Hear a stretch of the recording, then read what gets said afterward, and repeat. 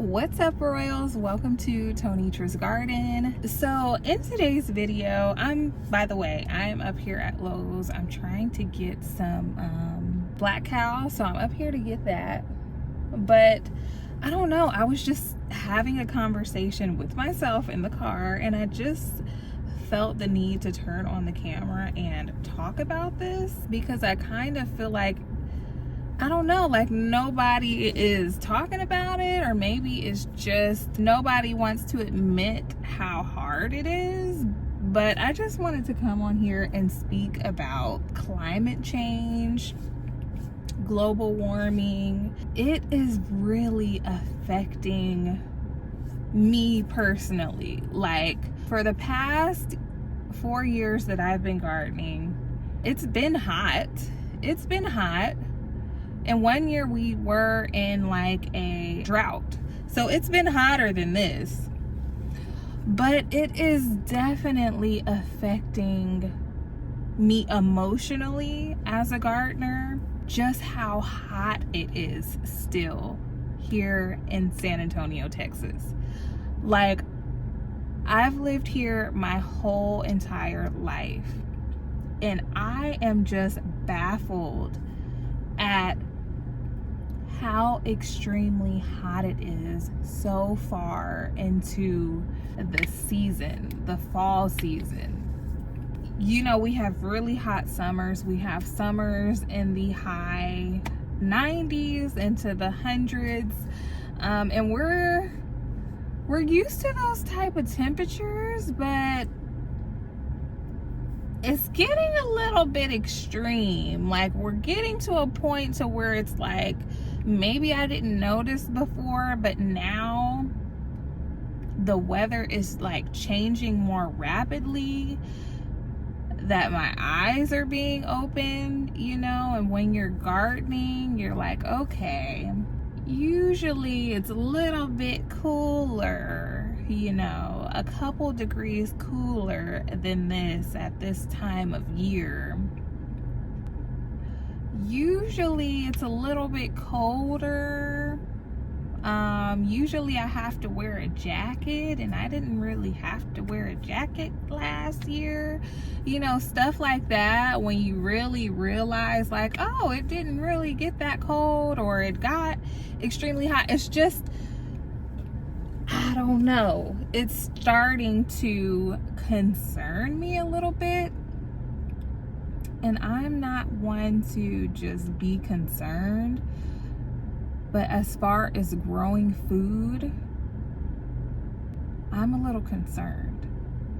Our food supply is definitely not what it used to be whatsoever.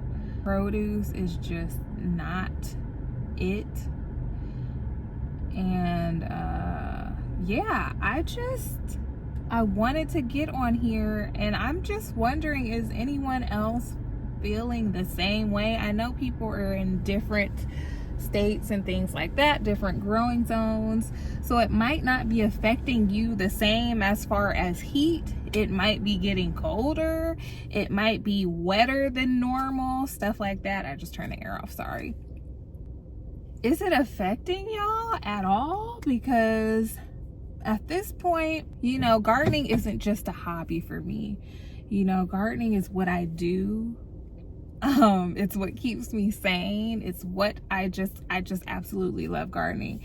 And as far as growing here in San Antonio, I just know that in the future it's going to be a lot harder. And I've done a little bit of research. I'm not going to say that I've done a ton of research, but I have looked it up, and it's saying that San Antonio is in one of those like red zones where it's like red flag, like it's going to be getting hotter here.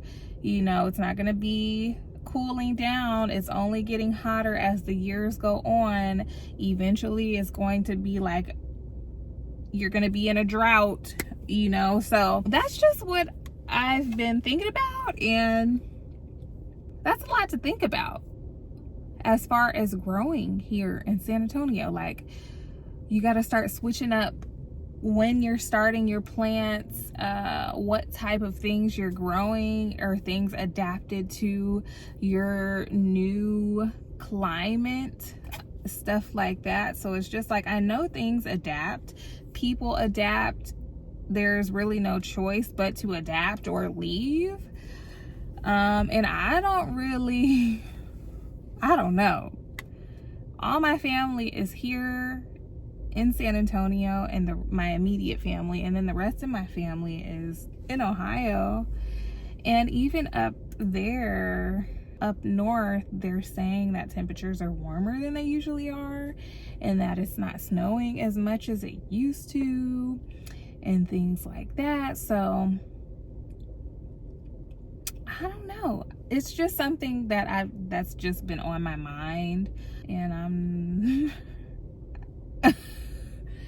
I'm not like a negative person. I'm really not.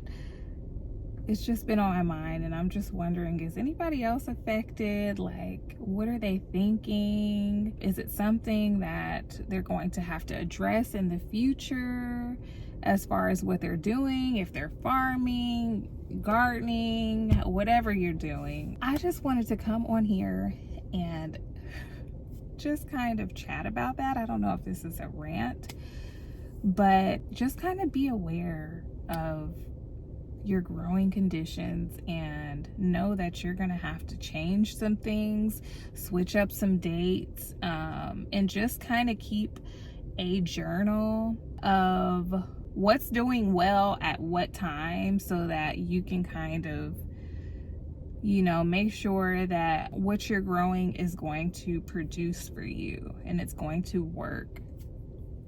Just keep a good, close eye on what's growing well, around what time, what exactly you did, and all that type of stuff, because that's really going to be helpful in your success at growing your own food, you know. So I just wanted to come on here and talk a little bit about that. Let me know in the comments down below what you think, if you've been on this for years or what have you. But yeah, I'm gonna go in here and get this black cow so that I can plant out my fall garden. Even though it is still in the upper 90s, I have to get things going. So thank you so much for watching. If you haven't subscribed already, make sure that you subscribe, and I will see you in my next video. Bye, Royals.